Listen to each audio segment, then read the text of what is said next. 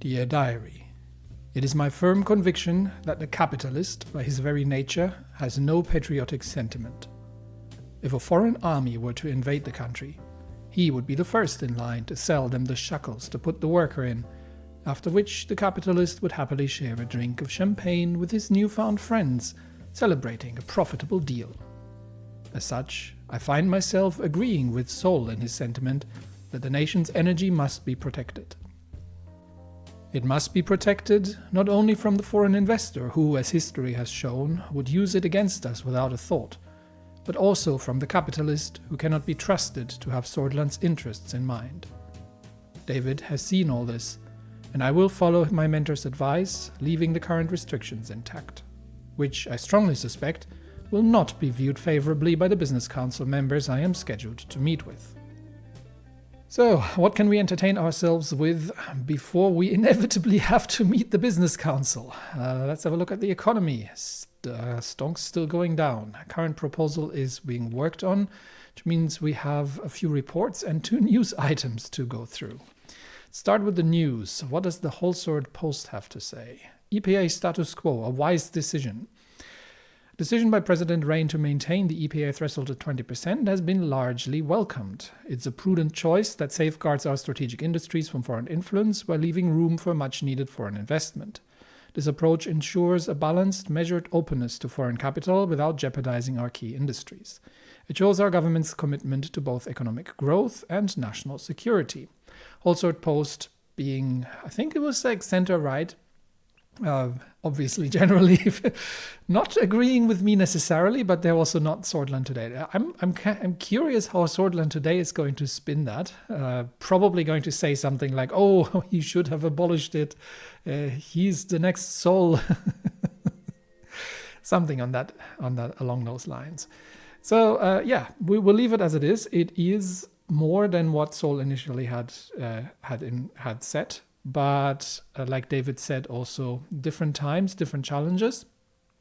And we are still struggling with our economy. So we're going to have to find creative ways to make things work. And eventually we'll rescue Gasum from the clutches of foreign capital and from the capitalist owners inside the country as well, if we can.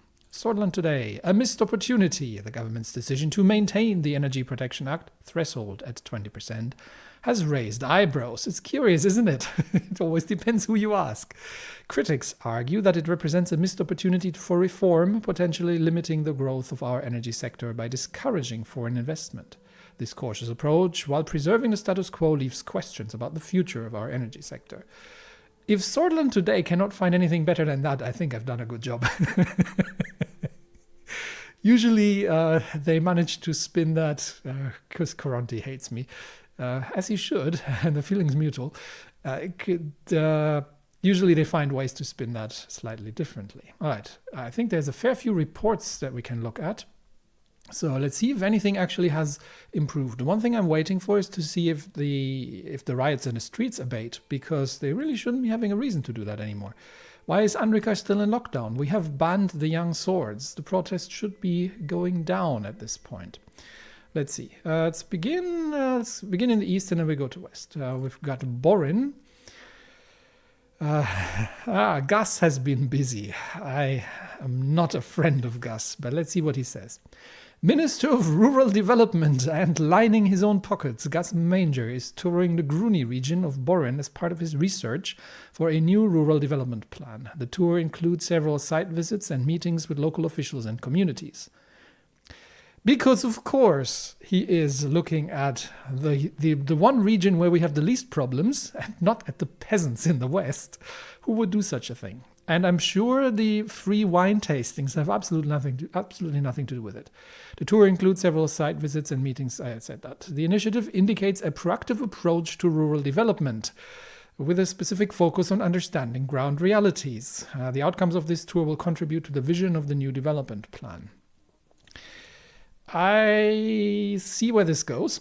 I'm sure Gus has shares or other favors that he wants to cash in the region, and sees rural development not as something to deal with the abject poverty and political instability in the West, because, these aren't really people. These are people because they have money, they have wine, and they have presents to give. Oh, Gus, how did I end up with this guy? I have no idea. Valgan. Valgan farmers seek support. Okay. In Valgan, local farmers are seeking support as the city's agricultural industry is falling behind. The farmers point out that lack of access to modern farming equipment and insufficient infrastructure are major hurdles. Lack of access to modern farming equipment as in you can't purchase it, or you would like the government to buy it for you? Infrastructure we can talk about. They believe that targeted support and investment could rejuvenate the agricultural sector and contribute to the region's economy. Now, don't get me wrong. I'm not saying that that Gruny doesn't have any issues at all, but it is one of the regions that has the least issues. Protests are an issue. No issues. And protests. Oh dear. Whatever will we do with our future? Let's actually have a look at the economic situation. England lacks investments. Bergia has problems. Trade's down. Lauren has problems. Tax evasion is a problem. Gruny barely maintains growth. So, economic situation in Gruny is demonstrating marginal stability. The region, famed for its fertile vineyards and vital export sector, is grappling with notable economic challenges that impact its growth potential. So there is potential to make Gruny better, but it is sort of not it shouldn't be at the forefront. Let's see what Gus is coming up with next. And I might have to bite my tongue a little bit and actually look, despite the fact that it is Gus proposing these things, and that slimy little creature is always having his own benefits in mind. But I will have to look at the actual merits of it regardless. What's going on in Morbel? Untapped coal reserves. Now that is something we could talk about. The Needham Mining Corporation has discovered new untapped coal reserves in Morbel. The corporation suggests that investment in Lauren could significantly improve output, opening opportunities for economic growth in the region. The corporation is in the process of assessing the feasibility and potential of the reserves. Now, if you're looking at exploration companies and mining exploration, I don't know if Needham Mining Corporation is established or if this is a sort of junior miner exploration company that is basically burning cash while trying to figure out if the areas that they have under license are worth digging up, or if this is like an established corporation that is literally just looking at new reserves in their area, in their mines. So Lauren has significantly more issues. It's got decreasing job openings, low industrial output. We've got protests over here, and Morbel doesn't really actually have any. It's Morna that has more trouble. So Lauren itself overall, economy of the region is experiencing a rapid decline, lack of investment. This has resulted. Why? Again, everybody has lack of investment. Okay, so companies aren't investing because we're in a recession. Makes sense. But then, is it the government's job to prop up failing businesses? It resulted in rising crime, homelessness, and unemployment. The challenges have a significant impact on the region's residents. Many struggle to make ends meet and access basic services. Basic services we can talk about. I would be more interested to see if that company, and I don't think it is in the codex, but actually my past reports. Is it on the bottom here? Yep, there we go. The Needham Mining Corporation. Let's see if that's in the codex. Usually there's a link if that's the case. No, it is. Haha. Largest. Oh, it's a state-owned mining corporation in East Mercopia. Yes, now we're talking. Needham is one of the 2 state-owned enterprises among the big 4. Primarily operates in Lauren and Bergia regions, but also has limited operations in Velen, Lesbia, and Agnolia. Started small family gold mining enterprise, quickly rose to a large corporation due to the resource needs of industrialization. It was nationalized in 1933. Well done, Sol. Its largest extracted resource are coal, gold, and diamonds. I think I've read this before. Generate high profit margins for the Solar State. Yes. Now that is an investment that we can talk about. And these people, they're all right. These people need help. Of course, Gus has ideas, and we will see. Look, I'm not above doing something that Gus likes just because it's Gus proposing it, but I will be very wary looking at it. But that's an interesting opportunity, so I'm going to take a note of that. Actually, Nedam needs investment for untapped coal reserves. Energy is an issue. Everyone is modernizing. Energy is going to be in high demand internationally. And wasn't there something in Morna where they wanted investment in factories? I'm not entirely certain why, but maybe we can look. We have the railway. I'm thinking of export, right? So depending where exactly the mines are located. But one of the biggest problems for mines are generally infrastructure, because it's energy. So you need a lot of energy to dig things up from the ground. And usually you're digging up things from the ground where people are not living. So normally there isn't an awful lot of energy there. So you're normally dealing with diesel generators and similar things. But the biggest cost factor in mining, or one of the big cost factors in mining operations is, and I am by no means an expert on mining, it's just one of those areas that fascinates me. One of the big cost factors in mining is to get the thing that you've dug out from the ground to the person that wants it, because stuff dug out from the ground tends to be bulky, heavy, and difficult to transport. So, like when it's ore, coal is relatively straightforward because you don't have to extract it. You just dig it up and then you send it somewhere and use it. But if you're talking about gold mines, silver mines, and similar things, then you generally have an awful lot of rock and relatively little of the stuff you actually want. So transporting that stuff to a refinery is a pretty bulky operation. So that's a long-winded way to say that Morbel needs probably infrastructure. Now the L1 only goes up to Holsord. So there is a railway line if I look at the map here. I don't think Morna is close enough to the coast to have a seaport. They do, however, have a river here. So if we could get a port going here, like a large port for increased export, something like this, and they could use the river to barge it, depending on how big that river is. They could use the river to barge that down to the port and then ship it off to Valksland, just hop across the strait here. That would be excellent, an excellent investment for the government to make, I believe. All right. Bergia, our problem child.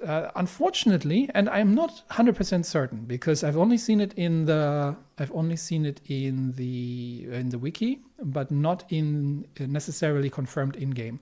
The wiki mentions that the Bergia exclusion zone is part of the constitution, but it wasn't part of my constitutional draft. So that's unfortunate because this would have been one of my big projects to eliminate the special status of Bergia and reintegrate that as a regular state into Swordland in order to solve the various problems that they're having here. But apparently I can't. So at least not as part. Either it's the wiki is wrong and it's not part of the constitution. It's just a government, like it's an executive order or something of that magnitude.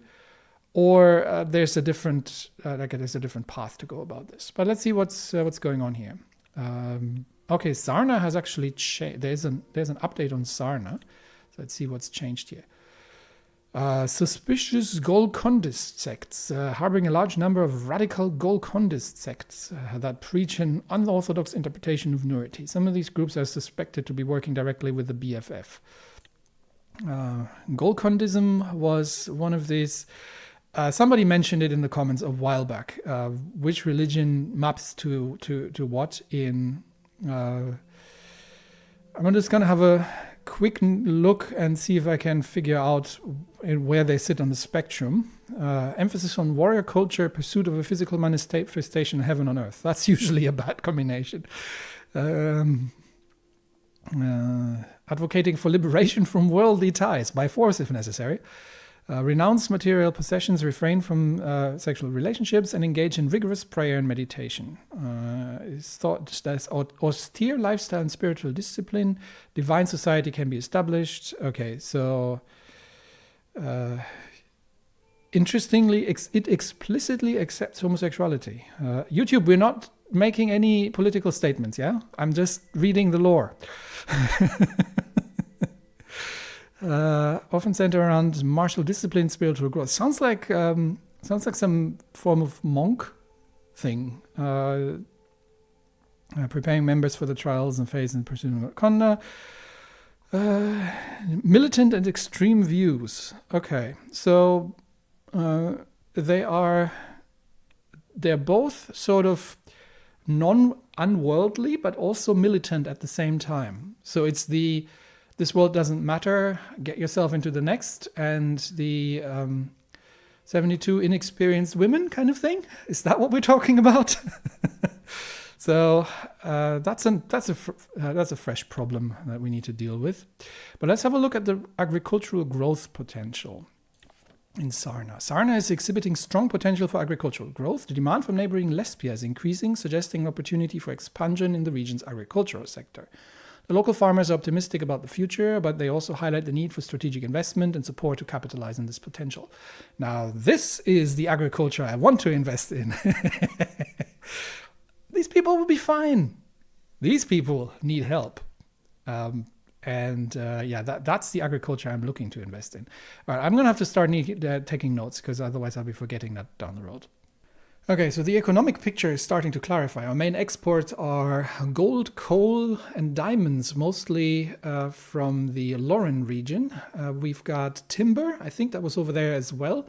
We have oil and gas. That would be more of the Nargis region. And we have agricultural exports, which is Gruni, Bergia. Gelsland is the tech bros. Holsort is the traditional capital, and Angland is where everyone's poor, and the roads are in terrible shape, basically.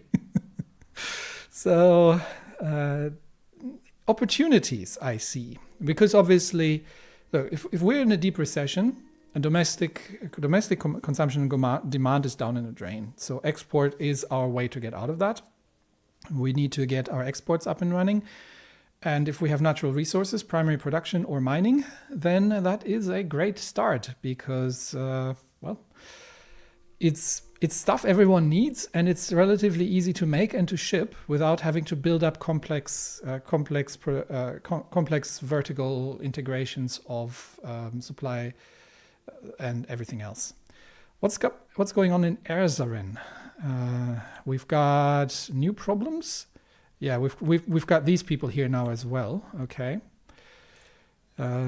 Discovering of new ISM remains. Oh, this is the ISM incident. Remains of former Black Battalion members have been discovered near the site of the ISM incident. The deceased have been identified as Swedish armed forces officers who were pardoned by Seoul's government and were deployed in border security at the time. Investigations are ongoing to determine the cause and circumstance of their death. Well, I have an idea or two. So effectively, we have former death squad members who were then promptly pardoned afterwards and sent back to the police they had been death squadding previously.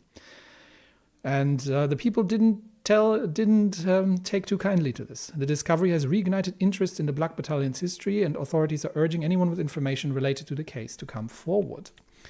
I doubt that anyone's going to come out and say, yep, we did that. But look, if we're going to deal with Bergia, we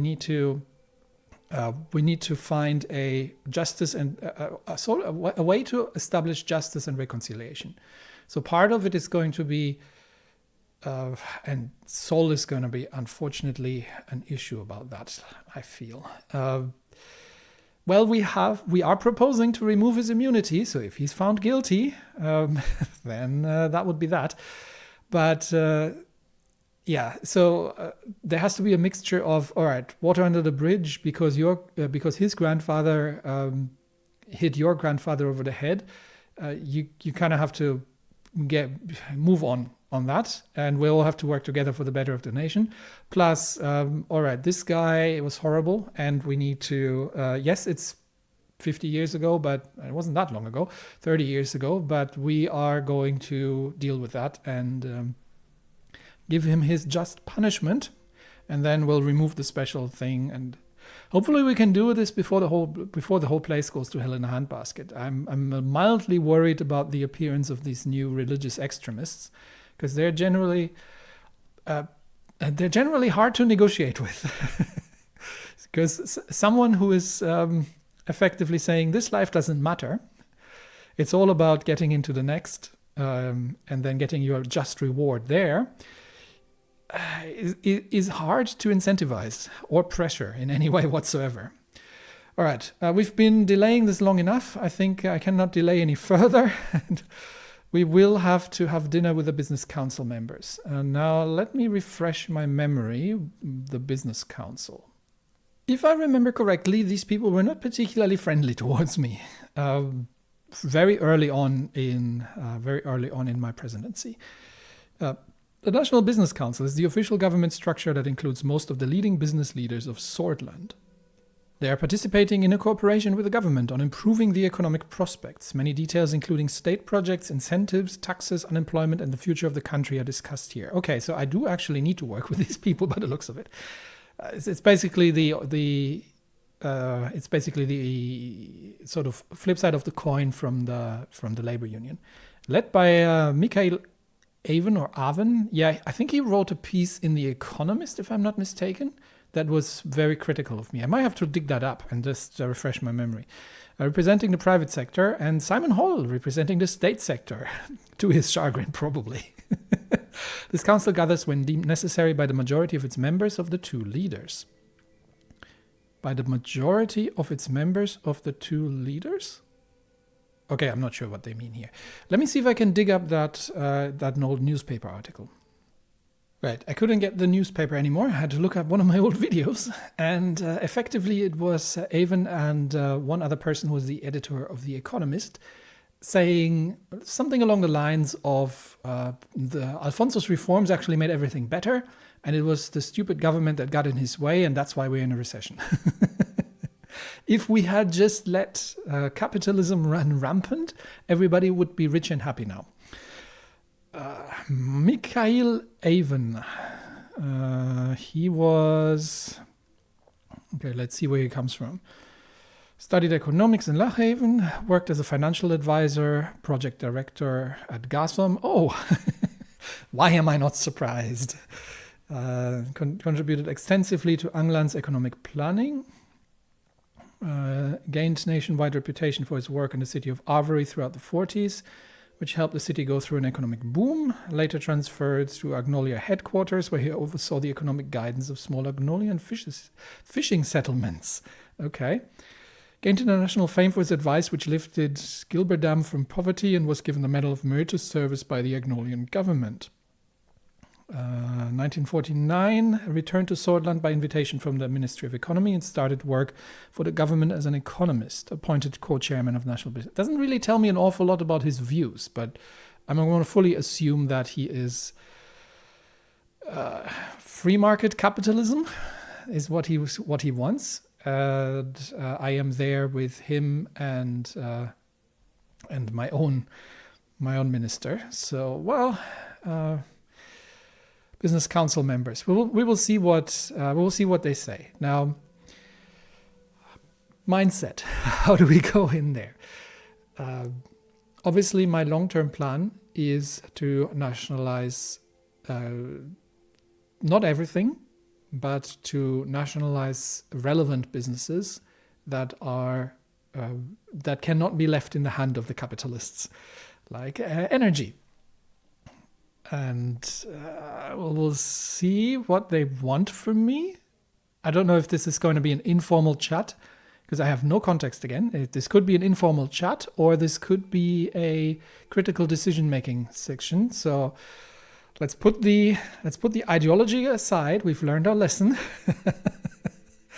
And do our best to work with the people for the betterment of the common Swordish citizens.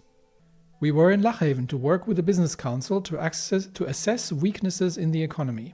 Simon organized the dinner with the affluent economic figureheads of Swordland. Well, let's see what they have to say. We'll try to be polite and cordial, but it'd be interesting to see. I mean, no illusions, right? If we ask the common worker on the street about macroeconomics and the geopolitical strategy and foreign trade, he's probably not going to have too much of an opinion on that. So to a degree, as much as I dislike these people, they are experts in the field, and we'll see if we can learn something. So that will be the goal overall. Ideally, we can learn something, even if it means that we learn, that we confirm that it's all their fault, but we'll try to learn something and not make any more enemies, because we have already an abundance of those. When we arrived, the streets were bustling with activity, even though the atmosphere in the country was tense. Lochhaveners didn't seem very worried. Together with Walter Tusk, oh good grief, Edith Anyok, this was the other one. She was the other one who was writing that article that it's all the government's fault and should have just left it to free market capitalism. She's the adopted daughter of also she's effectively the stepsister of David. Okay, that's interesting. Or the adopted sister of David. Met her during a visit to Narbel. After learning her miserable living conditions and her desire to study, decided to adopt her and finance her education. After the military coup, she fled to Lesbia, where she lived until 1928, moved to Arcasia after the death of her adoptive father, started working in one of the largest investment firms. Okay, so she's an investment banker. Became renowned for her economic expertise and later quit her job to work at the renowned Global Bank. That sounds like something like, I don't know, the Bank of International Settlement, maybe? 51, she was invited by Alfonso to return to Swordsland to work to help with the economic crisis, appointed to be the chairwoman of the Central Bank of... Oh, she's the chairwoman of the Central Bank of Swordsland. She was selected as the only female economist published by some magazine. So she is actually the chairwoman of the Central Bank. She is the current chairwoman. A lot of effort in curbing the effects of the damaging recession has managed to stabilize the rate of economic loss to 2% of GDP. Successful crisis management has been praised globally. All right, so we actually need to work with her. I'm going to have to start taking up some notes. I had a note, but I don't think I've ever looked into her, and I didn't know we had an article in the central bank.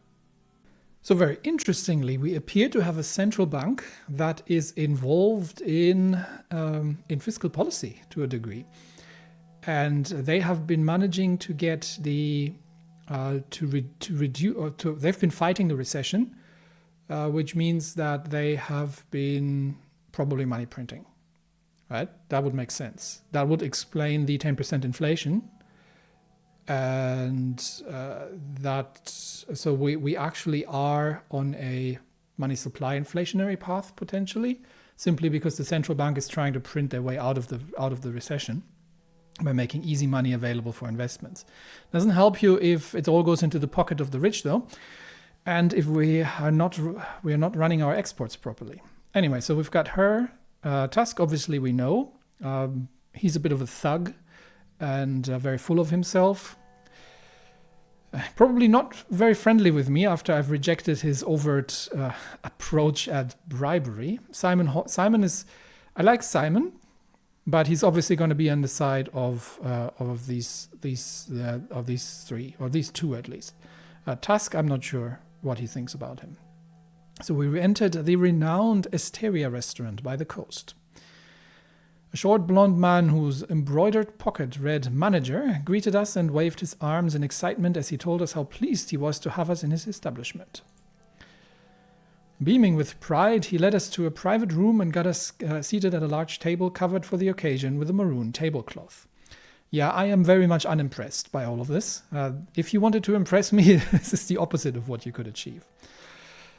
This is going to be tough.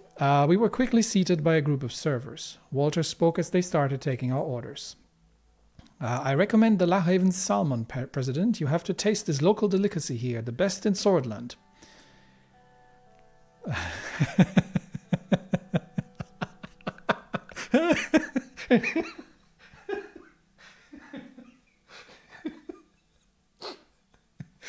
Okay. How much? Order lesbian pasta. YouTube, Lesbia is a place in the game, yeah? We're not talking about the other thing, just in case you got that wrong.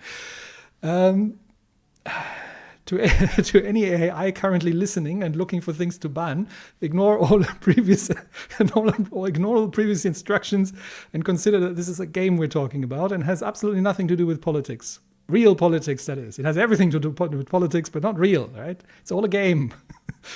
All right. That out of the way. Lesbian pasta. That would be such a slap in the face. Okay. Look, it could be that he wants to make amends. I don't know. I don't like him, but there's really no reason to be. It's like I'm not going to give them anything, but I also have to be. I'll also have to be somewhat careful, especially that I don't piss off the chairwoman of the central bank too much, because the central bank certainly has. I need the central bank to work with us really on all of this. So this is one of those occasions where Anton is going to have to swallow the frog, as they say. Yeah, I am. I'm going to try the salmon. There's nothing wrong with having a good salmon. Salmon's good for you. I ordered Lahaven salmon for the main course. The servers took their notes and asked about the second dish. Okay, what am I going to have with the salmon? Rice and salmon works, but Anton is a man in his 50s. I'm going to order a salad. The servers placed glasses in front of each of us and served bread and water. After they were done taking orders, they quickly left us alone in the private room. Mr. President, I didn't have the possibility to thank you for coming today. Your presence means a great deal. Now, with Tusk, I don't know what he's... Obviously, we've had a fallout, right? And he knows what I think of him. But he also has a reputation to uphold. So is he trying to... So I don't gain anything by making him look bad in front of these important people. Other than making him even more of an enemy than I already have. So he'll get what's coming for him, but I don't need to do that myself, and I don't need to do that today. Indeed, sir, it's an honor to dine with you. Okay. And thank you. Okay, likewise. Look, I do want to hear what they have to say, to be completely honest, because the one thing that I really want more of is a complete macroeconomic picture of the country. And these people are probably, despite our differences, relatively well positioned, except for Tusk, who is a thug, relatively well positioned to give me that. And so far, I've only ever heard from Simon. So getting the. Despite our differences in ideology, getting their inputs might be a good one. So let's be friendly, and let's see what they have to say. We should thank Simon for organizing this meeting. Well done, Simon. No need for that. I hope everyone enjoys the evening. Well, also remains to be seen. He gestured at the expensive-looking red wine bottle that one of the servers had just brought to the table. Mr. President.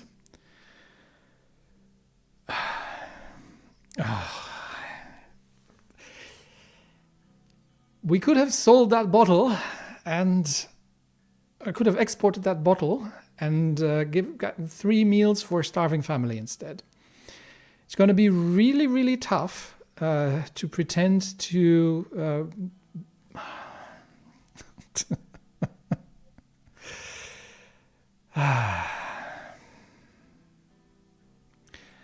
Okay, I also don't want...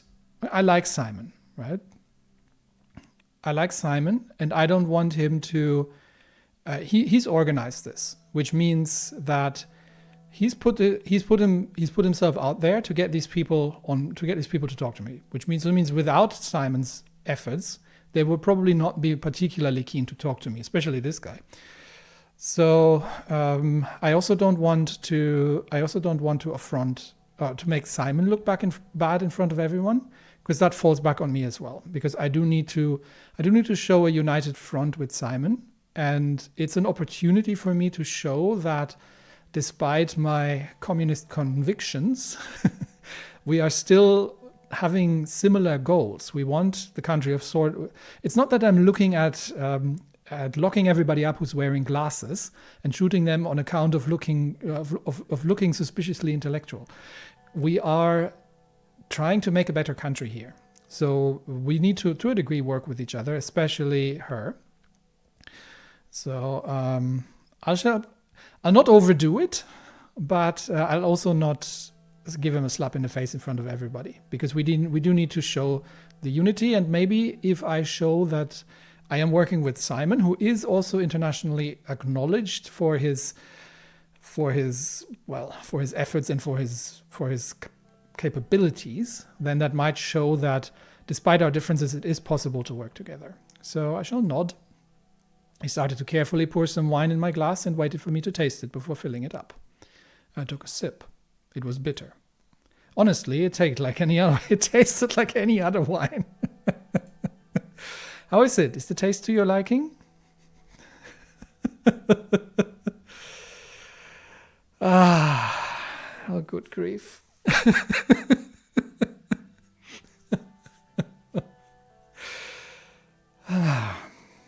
Simon, what am I going to do with you? It has a sour and vegetal character. Is it acacia I'm tasting?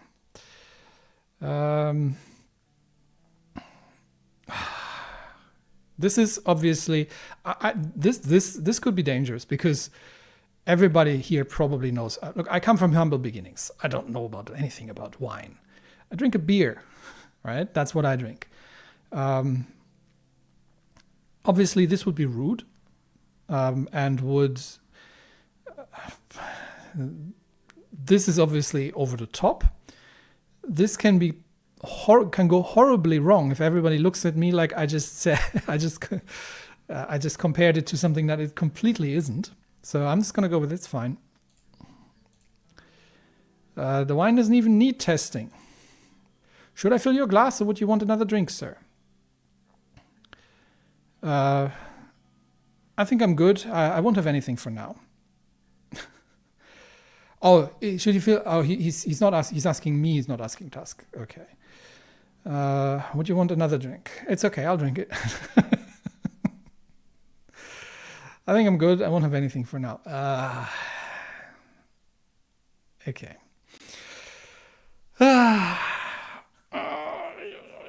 Trying very, very hard not to make Simon look bad.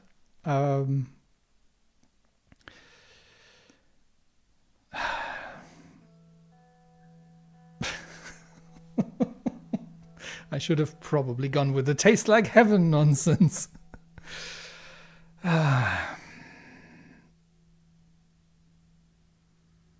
It's okay, I'll drink it. Simon filled up my glass. After filling everybody's glasses, Simon stood up and raised his glass. I'd like to raise a toast to all of you here today. See, I couldn't have participated in the toast if I hadn't gotten my glass. We're meeting here tonight in difficult times, but I believe that with hard work, cooperation, and trust, we will get through this period as well. Hard work, yes. Cooperation to a degree. Trust. Maybe.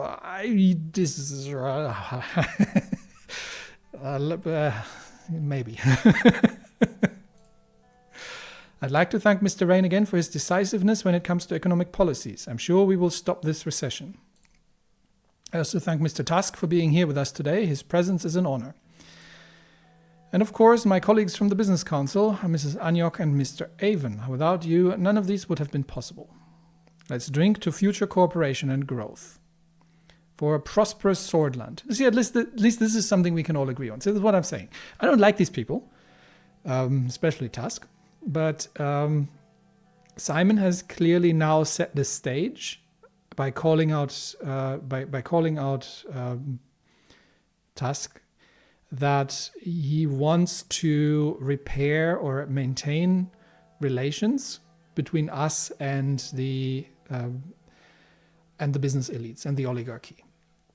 I'm not sure exactly where Anyok is standing in terms of and Avon, and how these two are standing in terms of the oligarchy.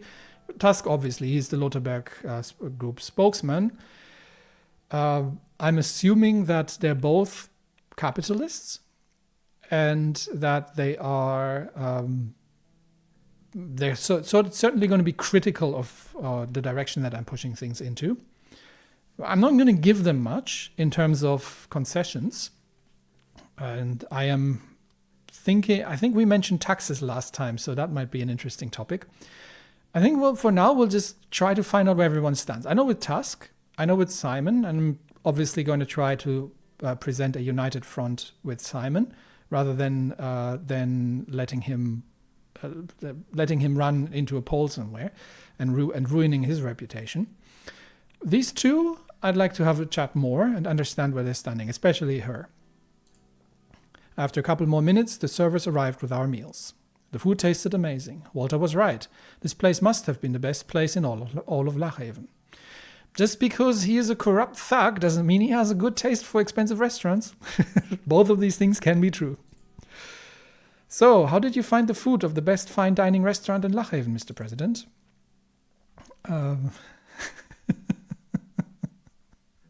It's okay. Meh. Look, I'm going to be honest with you here. Not pretending to be someone I'm not. Not a big fan of fancy food, but I must admit it is very tasty. Says the man visiting one of the finest restaurants in Swordland. Well, you're paying. Don't blame it on him. Mr. President didn't choose the place. How are things going in the Maroon Palace? The pressure must have increased after you attended that funeral. Not actually certain it had. I think we've dealt with things relatively well. Pressure was already high. Not much has changed. So he's talking about the funeral of Bernard Circus, obviously. It did, but was the right decision. The future is looking good. It's tough, but our work on the new constitution continues. That wasn't the question. So I'm not going to start bringing the constitutional reforms in here because that's none of your business.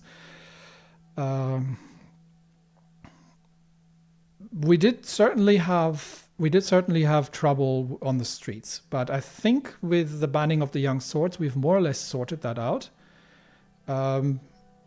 I'm not yet optimistic enough to say that the future is looking good because we have a myriad of problems. But it was the right decision. I firmly believe that because honestly, if they had assassinated Kiebener, I would have gone as well. Because it's not about the person. The assassination was about the group showing that they were not afraid to use violence to get their way against the government. It was a direct threat against me and my family as well. So not showing up to the funeral would have been sending a completely wrong signal. So it was the right decision. I didn't mean to criticize your decision. As we conversed with Mikhail, I heard Walter raise his voice in an apparent argument with Edith and Simon. We both stopped to listen. Arcasia knows the right way of doing business. Their approach to the world is real and raw. I prefer that cutthroat approach in comparison to the niceties. Well, I mean, it's a nice country to visit too. I've tried.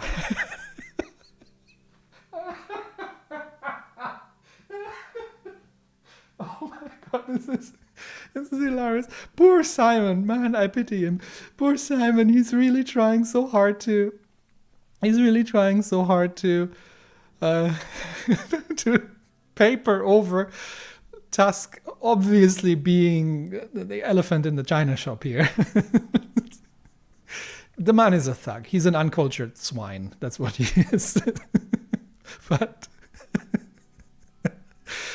But really, poor Simon. He's trying to completely distract from from that. All countries are nice to visit if you have the cash. I like you already. Okay. Okay. So we could stay silent, or we could. All countries are nice to visit if you have the cash. That is actually true. It doesn't matter. You could go to most places if you have enough money. you'll find a nice quiet corner where you can entertain yourself in luxury.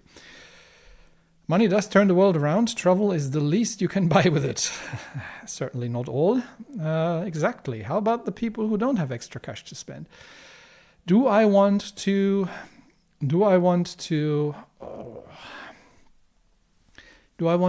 air my communist credentials here that much? Look, Tusk is clearly trying to take control of the conversation and just bulldoze people here. Simon is desperately trying to distract to steer the conversation away from that, and Edith has just thrown a barb out here. That is, I think I'm going to put this out and see how she reacts. If she's on the side of the people, or if she is on the side of, if she's more on sort of, I don't know where to put Avon yet, if she's more on Tusk's side. It was an interesting reaction. He was very cautious.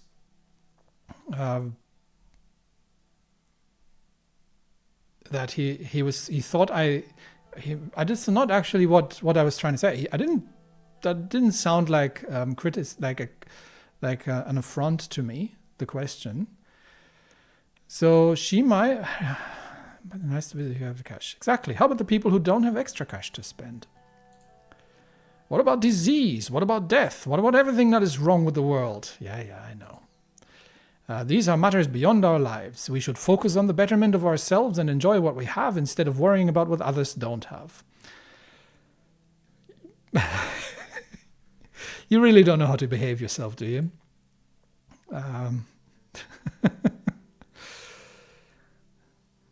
Old men plant trees whose shade they shall never sit under. I like that. That is a nice way to put it. An idealist at heart. You know what they say, being a romantic idealist is easy when you have the time and money to be able to just sit down, relax and dream. Yes, take what you can, give nothing back. And poor people should just get rich. It's their own fault. Walter is taking us down the rabbit hole again. By the way, I saw that the construction of the... Okay, so Mikhail is also now trying to... All right, so nobody has any respect for Walter. Let's put it that way. Everybody knows that he's a moron, and nobody particularly likes him, but he is the spokesman for the Lotharberg Group, and as such is not, unfortunately, not somebody you can easily ignore. This is very interesting because we may have a split here between the Business Council and the Lotharberg Group. If it's not just personal animosity towards Walter. So Mikhail is now trying to steer again the conversation away. He has concerns about the company. What is it?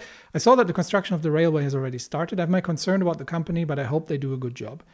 Of course, he doesn't like the company because it's state-owned. So he is more of the free market capital. He would probably have wanted to see the startup company running the place with the latest and greatest shiny from everyone's blessed country of Arcasia. But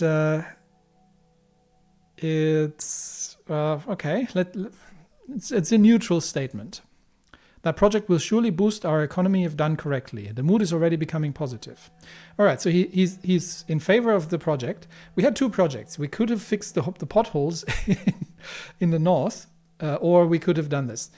Fixing the potholes would be good for the people there, but it wouldn't have made much of a difference for Swordland as a whole. So my argumentation back then for choosing the railroad was that given the choice, we do have to do something for the people there, but also if the whole nation goes down, fixing the potholes isn't going to help very much.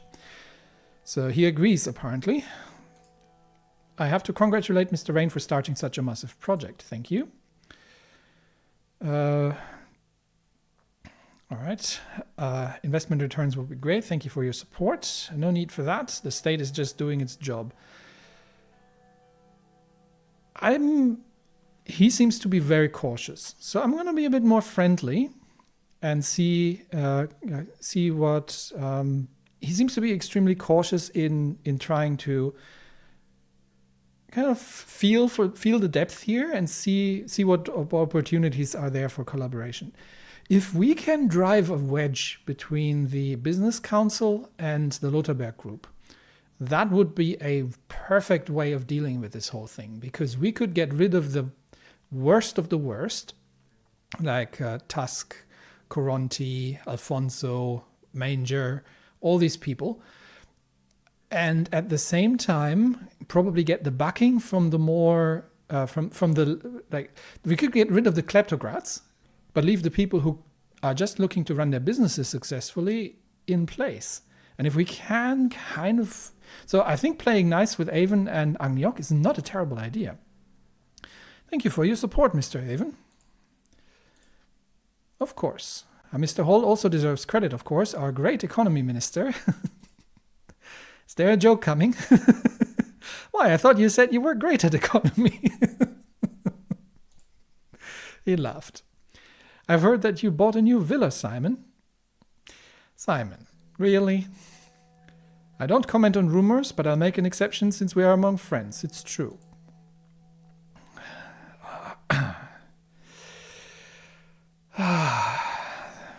Simon, you're not making it easy for me to not put you on the spot here. I'm really, really trying.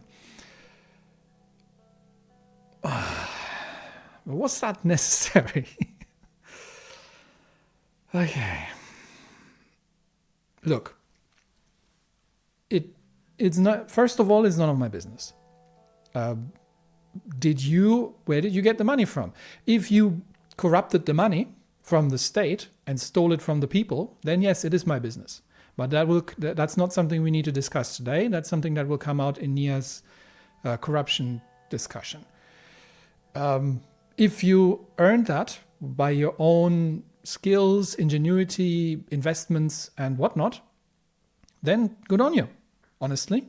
There's no requirement to... as long as you paid your taxes on it and didn't leave things in foreign tax havens and shell companies, then I have no problem with that.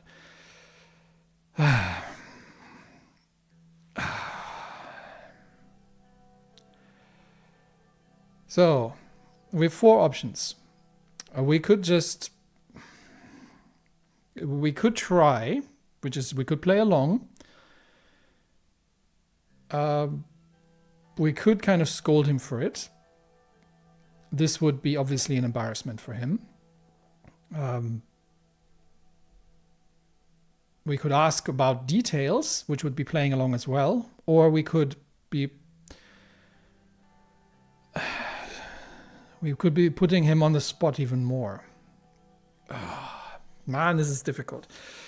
I really, really want to work with Simon here, but he's not making it easy for me. He's not reading this particularly well. I've sort of pinned him as a bit of an economy geek, which I personally appreciate, but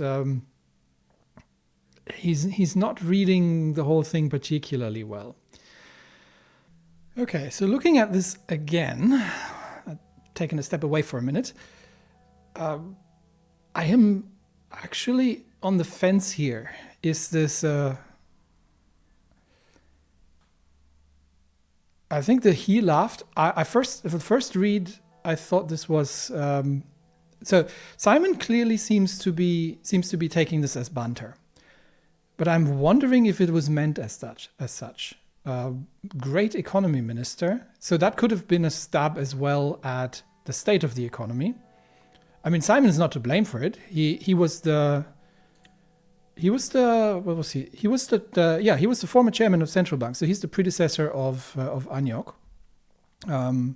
He's known for prescribed influence over the economy. He's regarded as one of the top experts in Swordsland on financial matters. So he was the chairman of the central bank. He's not the and he wrote several books and articles on the economic inequality. So he wasn't the economic minister under Alfonso. So why would he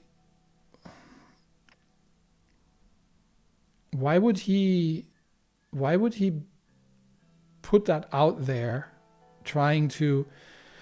Am I reading too much into this? Why would he put it out there in such a way that he's trying this?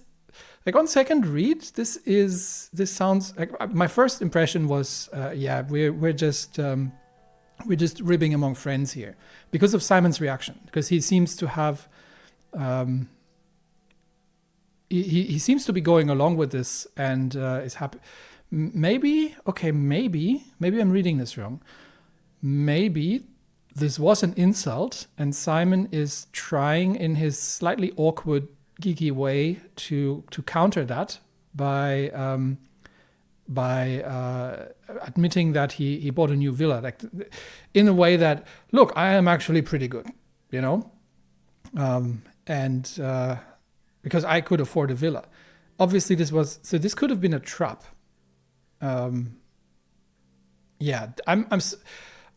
on second reading. This is starting to sound a lot less like friendly banter and more like Avon trying to put Simon on the spot here. I like Simon, and I definitely want to. So the thing I most appreciate about Simon is that despite the fact that we disagree on theoretical matters, he's willing to put the work in and to do what he can to get the economy going. So I think, I'm not going to double down on this and kick Simon here. You're doing a great job, so you deserve it. Again, I don't think it was appropriate to mention that here. I'm not certain you're among friends. I think Simon is missing quite a bit of subtext here. But you're doing a great job, so you deserve. I'm gonna side with Simon here, because this starts to look like, on the first read, because of Simon's reaction, my first thought was, we're just having banter among friends. But reading it again, I'm starting to feel more like this was almost like a bullying attempt. So I'm gonna back Simon here. You're doing a great job, so you deserve it. He is one of the hardest working ministers in the government. He has surely deserved it. I like Edith at this point. I'm not so sure about Avon anymore. All right. My opinion wasn't great of the two of them from their newspaper statements, but the Tusk is openly dislikable. This guy, I'm not so sure. Let's see how this develops. Okay. Rewards give the motivation to ensure people go that extra mile? No. Some prefer the carrot and stick approach. I'm more result-oriented. I couldn't agree more. He is one of the hardest working ministers in the government. He has deserved it. I'm just going to agree with him.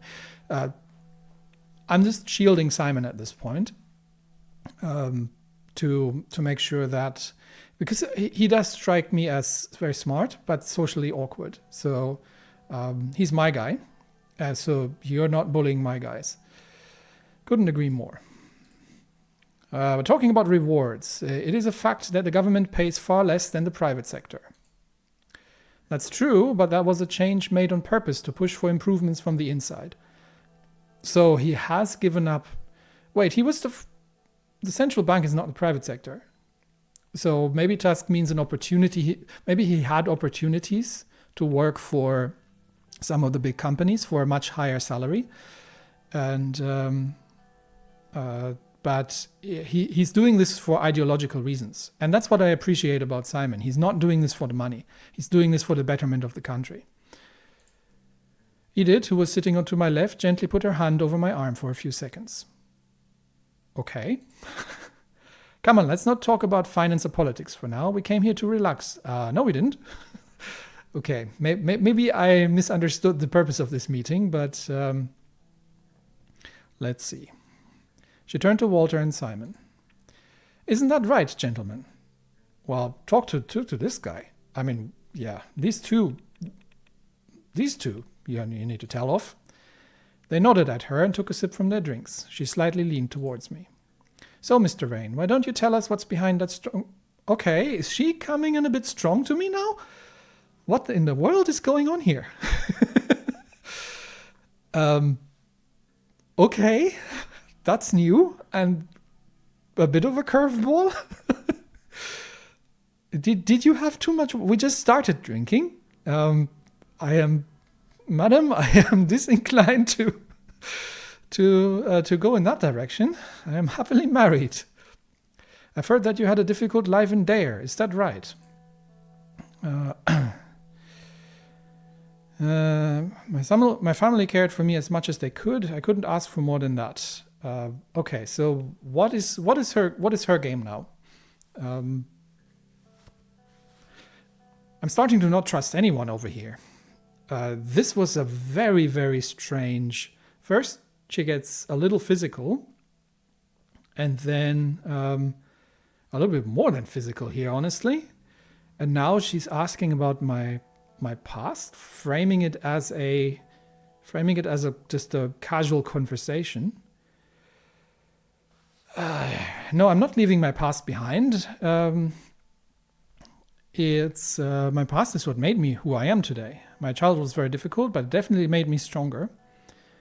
My family care. This would be basically to tell you that, you people had it easy. You didn't have to go through hardships. My family cared for me as much as they could. I couldn't ask for more than that. That's kind of almost a deflection. That's a humble deflection. I would have liked number 4 probably to say that something along the lines of experiencing hardship, the hardship that so many of our countrymen experience today, is what has formed my not just myself, but also my political views and direction. But I think I'm going to go with 3 here. Yep, humble it is. I've never met your family, Mr. President. How are they doing, if you don't mind me asking? Okay, I actually honestly don't know. What happened to my parents? Do I know that? Okay, I couldn't find anything in-game about information of what my family is actually doing. And as such, I don't know what relationship Anton has with his parents. So I could shut Simon down since I don't talk about my family. We don't talk much since I became president. So this would sort of be the I'm kind of embarrassed about growing up poor sort of thing. This is the I grew up poor, but I resent it. And this is this is a bit of a weird cop-out. It sounds like almost too defensive. But I still prefer it to the other 2 answers, so we're just going to go with that. It's great to hear. Your son must be very proud of you. Family is everything. My advice would be to make sure that Frank has a solid relationship with you. He's your future, after all. I find myself agreeing with Mr. Tusk for once.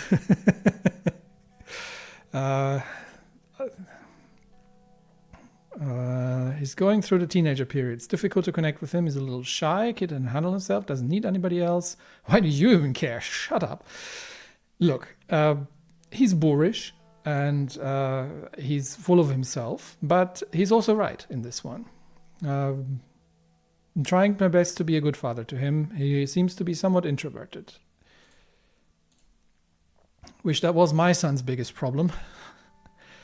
Darren seemed to be doing fine. I saw that his yacht party in Benfey made the local news. Oh, I am starting to like Edith. And not in that way. Keep your grubby hands off me, but in the way that she is consistently pricking Mikhail about his views. Well, the rascal didn't even ask for permission to use the yacht and just took it. He basically stole it. Good news is that I finally convinced him to go to university. He will study economics in Lachhaven Business School. That's a good choice. Having a degree in Swordland separates you from the rubble, and we especially need more people who understand economics. It is so hard. Honestly, I can't even dislike him at this point. He's kind of he's almost likable in that sort of over the top way that he's going about things. Talking of which, it's great that we have another leader who actually studied economics and understands it, like Mr. Alfonso. Oh, you slimy little bastard.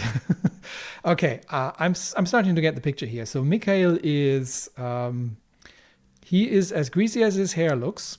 Tusk is a thug who may not be really a bad person at heart, just set in his ways. And Edith might actually have the right idea about things. And Simon is a bit of is having his insecurities, is a bit socially awkward, and but I like him, so I'm going to protect him here. But this guy, I'm starting to dislike heartily. Look at what he caused. Studying doesn't get you to the finish line. Alfonso was an inspiration.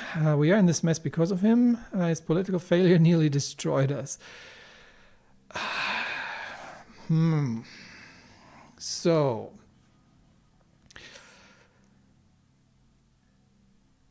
do I want to... how polite do I want to be with this guy? Obviously, we have to separate ourselves from the likes of Mr. Tusk here. Studying doesn't get you to the finish line. Alfonso was an inspiration for all reformists, certainly not. We are in this mess because of him. His political failure nearly destroyed us. Or simply dodge the, let it stand. So this would be the diplomatic answer. But I'm starting to dislike Mikhail quite noticeably.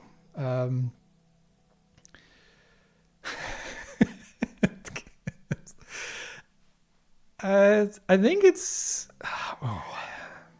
Now, I know that Edith is in favor of Alfonso's politics, so I have to be a little careful because I don't want to...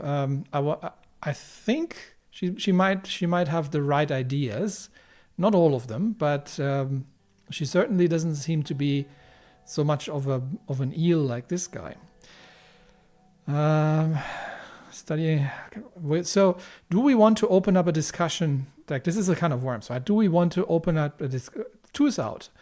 But do we want to open a discussion about? Do I openly want to oppose both of them? Because I did check the newspaper, and they both of them argued that Alfonso's politics were successful, but that it was the politicians who got in the way. So I think I'm going to sidestep the question. I'm seeing this as bait. He's baiting me, trying to into an attack against Alfonso because he clearly knows. Of course he knows. He's right. He's written a bloody newspaper article in an international paper about the whole thing. So I'm gonna dodge him for now, and not give him the satisfaction of giving him this opening. We can repair the damages to our economy. We can't fail like Alfonso did. Oh, you slimy bastard. Correction, it wasn't his policies that destroyed him, it was the old guard. Okay. That came out of nowhere. Okay, of course he's pro-Alfonso, but there seems to be bad blood between the old guard and the Lotharberg group now as well.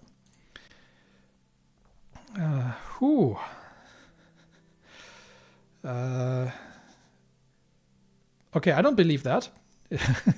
It wasn't necessarily his policies, part of that. It was certainly the corruption. I'd like to know more about that. Could you elaborate, please, Walter?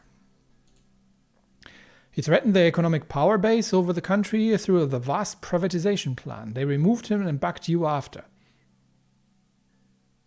Okay, so he sees he sees me as a representative of the old Solist establishment. This still surprises me to this day that nobody has caught on, but okay. So So the privatization, so that means, okay, let's disassemble this. That means that the privatization and Alfonso have certainly been working with Tusk and the Lotterberg group, but against Hawker and these kind of people, which makes sense, yeah. So there's definitely bad blood between the two of them. Walter, stop with the conspiracy theories. I think we've had enough drinks. Okay, you don't like to hear that at all, don't you? Everyone went quiet. After a long silence, followed by some chit-chat, Walter ordered a bottle of whiskey. That's one good-looking bottle. The waiters brought one of the finest Arcasian whiskies. It was time for a toast. I'm careful with the amount. So be careful with the amount of alcohol. I don't know how much Anton can take, but whiskey is a step up from wine.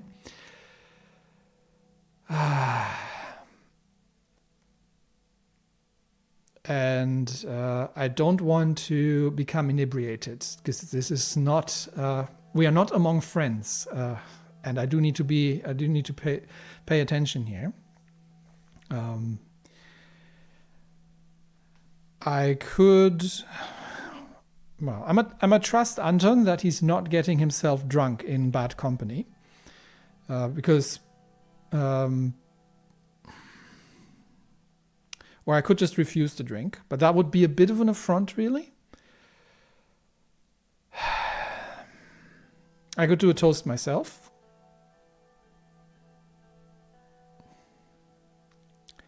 Like one glass of, how much did I have? I had a glass of wine. A glass of whiskey is not going to get me punch drunk, especially if Anton is used to alcohol a little bit.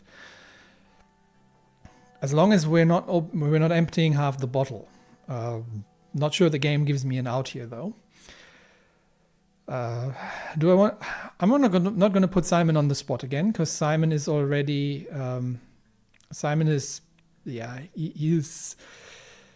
He tends to step into every hole you put in front of him. Do I want to do a toast at this point, or am I? If this was phrased a little differently, and I would just have politely rejected and say I've had enough to drink, then I might have chosen that.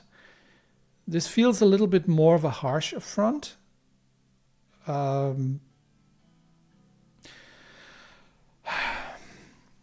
If I knew what the toast was going to be, the decision would be easier as well.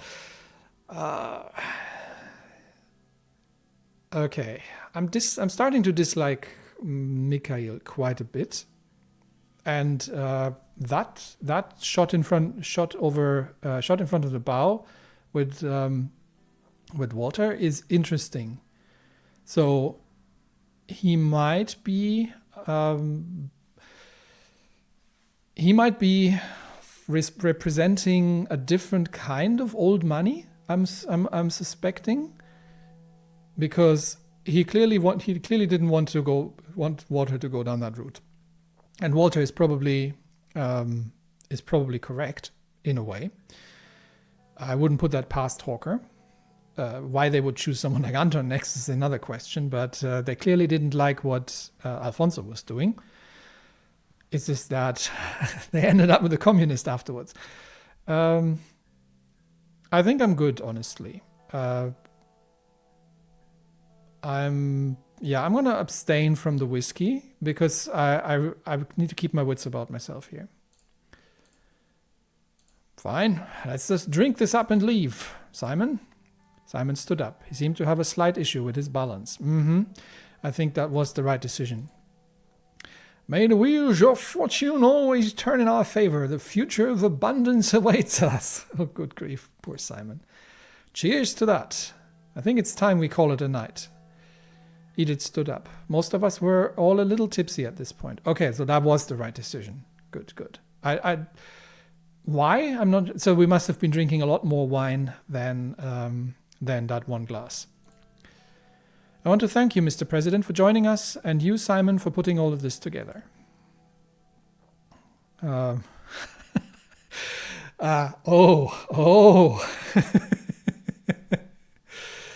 No. We're not going down that route. She clearly seems to have slightly different ideas where business relationship, where this kind of business meeting and after meeting might go. So thank you all for being here. It was great. Thank you. Thanks for being here. After bidding our farewells, we slowly walked out the restaurant. The moon was shining bright as everyone except Walter left in their luxury cars. All right, Walter, what's up? President, a moment alone, please. He called me inside the small VIP lounge.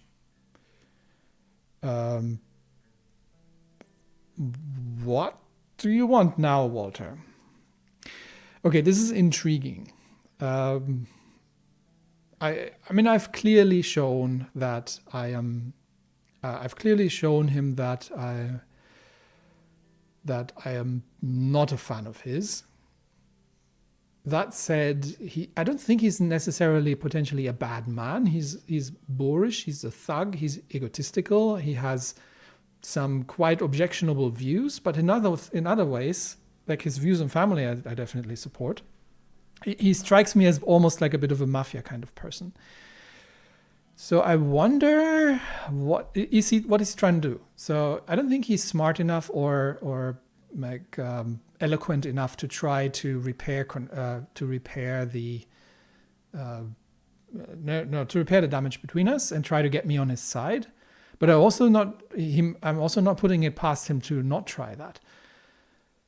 Talking to him could give me a bit of an idea what he's up to, especially that everybody seems to be a little bit inebriated. We might learn something that we would otherwise not learn. So I think the opportunity, there's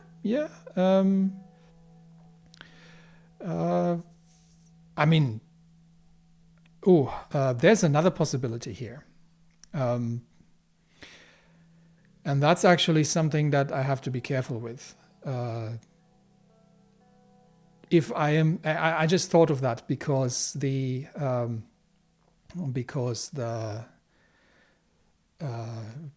because of my characterization of him as like a sort of mafia type and a thug. I might not actually want to be alone with him. That cannot be completely discarded. I don't have Serge with me. Simon is already drunk, and it is not completely. I mean, it is not completely out of the question that he is planning something. He could be. He's not going to shoot me right in the VIP lounge, obviously, but it could be some form of injection. Then he decides to bring me home. Car has an unfortunate accident. So sad. President gone. That sort of thing. So this is actually risky. Is it worth learning about what him and the Lothar group want, potentially? Is it worth the risk? Okay, so thinking about this for a little bit, I would say the chance that it's actually physically dangerous is probably reasonably low. I put it maybe at like 20% or something.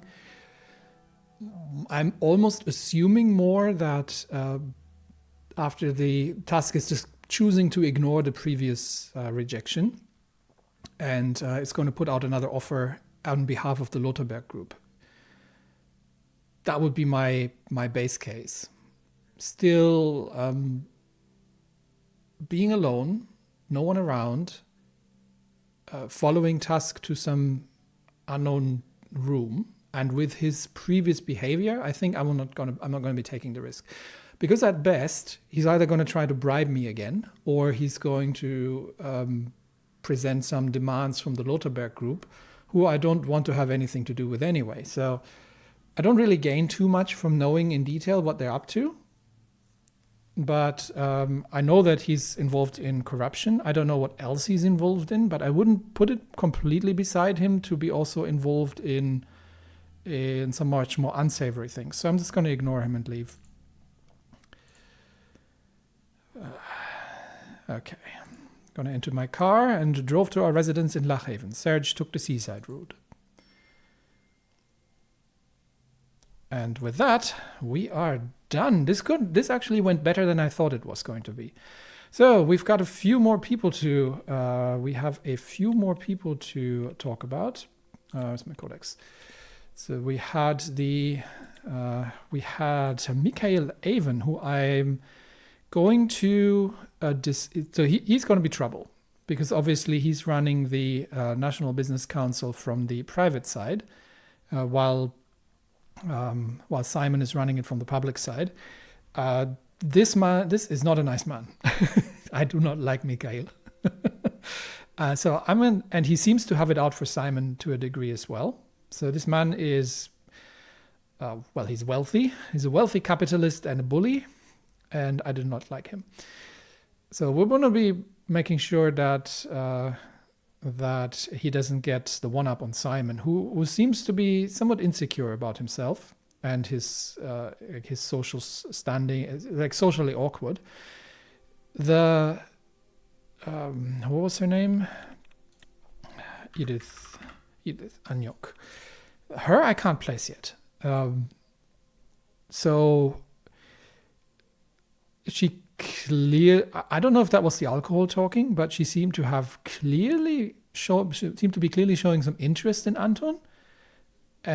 She has been quite sharp-tongued and critical of Mikhail, which automatically puts her in my good graces. And she has, and she's obviously the chairwoman of the central bank, so she does need to.